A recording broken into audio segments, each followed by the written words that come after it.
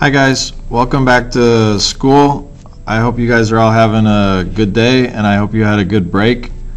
Today we're going to talk about 10.3. This is the last section in the module before we take our test here. So for Tuesday and Wednesday we'll go over these notes. It's kind of like a little packet. So we have a front and a back and a front and a back. So today we'll probably just go through the front and the back, and then tomorrow we'll go through the next page. So for today, 10.3, what we're talking about is generating equivalent expressions. So go ahead and write that up here at the top. Generating equivalent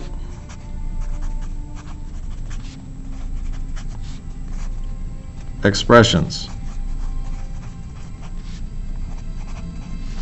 Okay, and go ahead, put your name up here in the corner. Okay, just in case we get our papers. Well, actually, I'm probably going to collect these from you guys, so put your name up in the corner right here.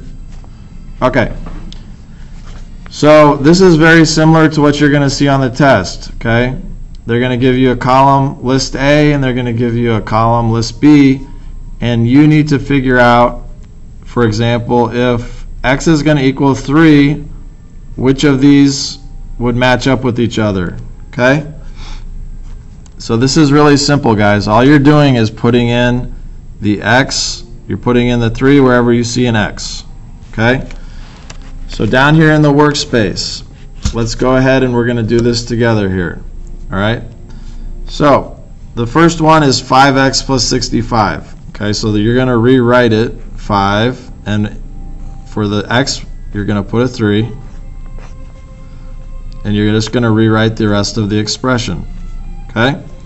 So what is 5 times 3? 5 times 3 is 15 plus 65. Okay?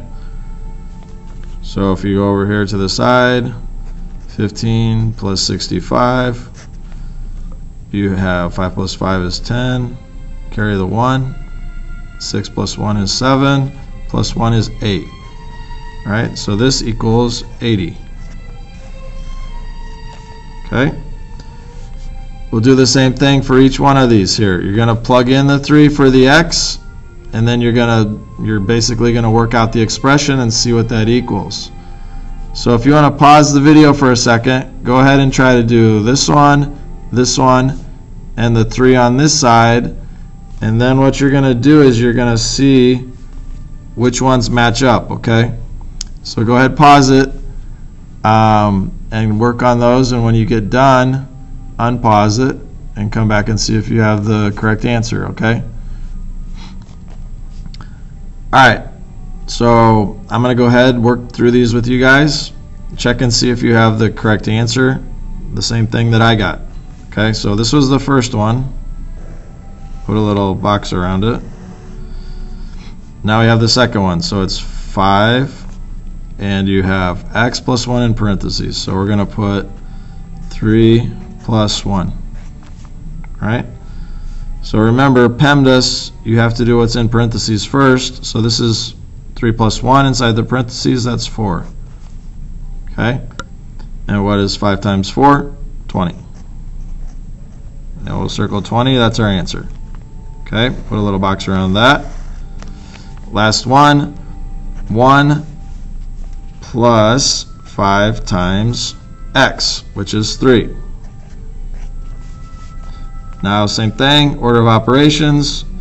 You have to do the multiplication first, so that's 15 plus 1, right? And what's 15 plus 1? 16. We'll circle that. I'm circling my answers, that way it's easy to find as I look back through these. Oh, sorry, cut that off there, guys. So that last one was 16. Okay. Alright, so now I'm going to go and work these on the right side here. So I have 5, and I'm putting parentheses in here because then I know that it's not 53. If I put a 3 right next to it, and I don't want to use an x for multiplication, so I'm just filling I'm putting parentheses around the 3. When I go in and put the 3 in for the x, I put parentheses around it because this is multiplication, right? So now I know that this is 5 times 3. So this is 5 times 3 plus 1. So 5 times 3 is 15. Order of operations, I got to do that first, and then I add the 1. So I'm going to get 16 on this one. So circle that. On the next one, it's 5x plus 5. So once again, 5. I put my 3 in for that x plus 5. So order of operations, I got to do the multiplication first. 15 plus 5. What's 15 plus 5? 20. And circle that.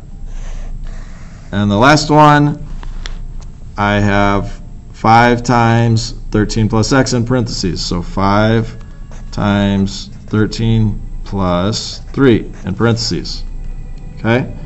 Order of operations, do what's inside the parentheses first. So you have 5 times 16. And out to the side, do 16 times 5. What are you going to get? 5 times 6, 30.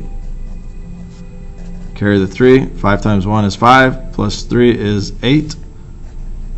So for this one, I get 80. Now,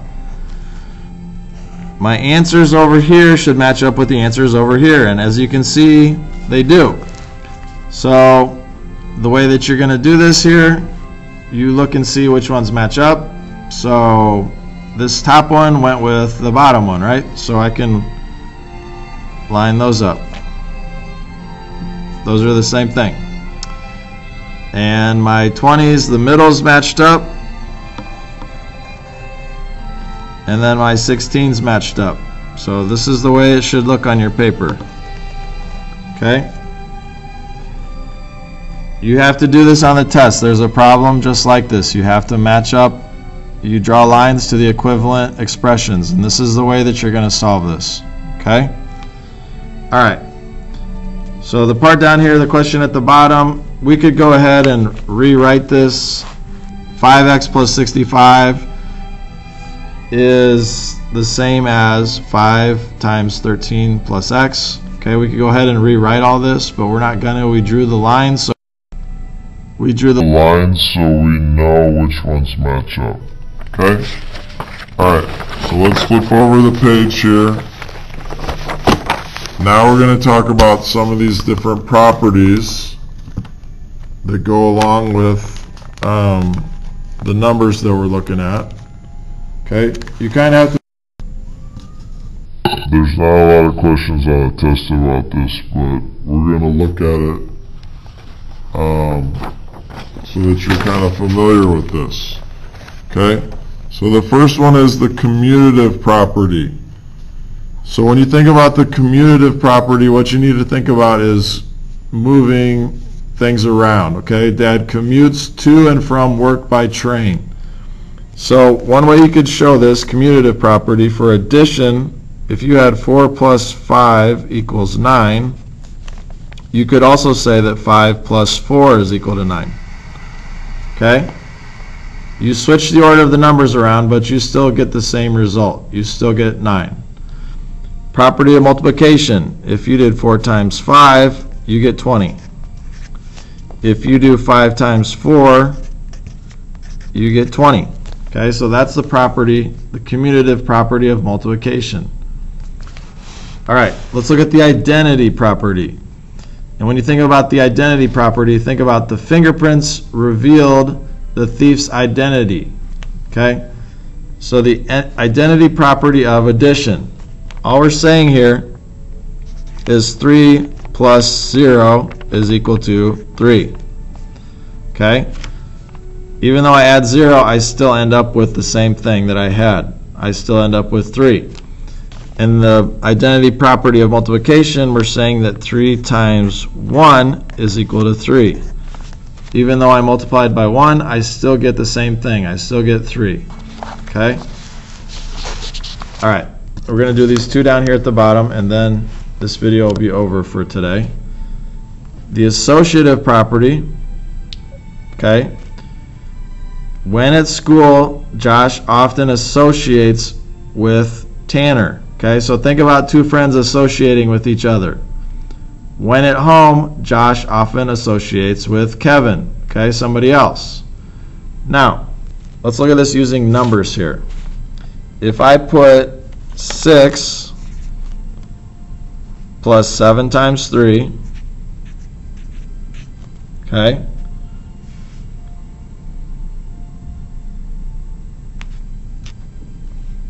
I'm sorry, not times. This is addition one, so I want a plus in there.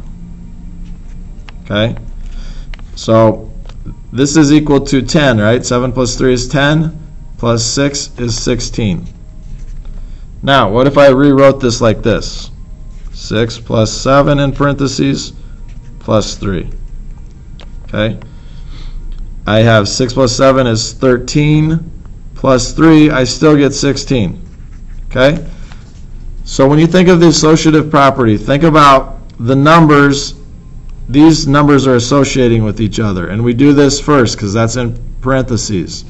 But then here, the numbers that are associating with each other, they switched, but we still get the same answer. Okay? So watch how it works with multiplication.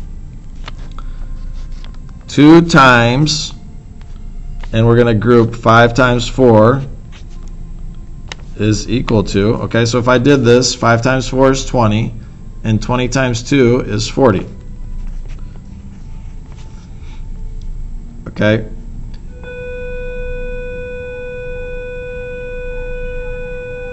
That was a bell there. Okay, you guys are staying here though. Now if I go to the next one, I have, if I did 2 times 5, and I associated those together, times 4, I'm still going to get 40. Because 2 times 5 is 10, times 4 is 40. Okay? Pause this if you need to, and then write this down here. Last one, distributive.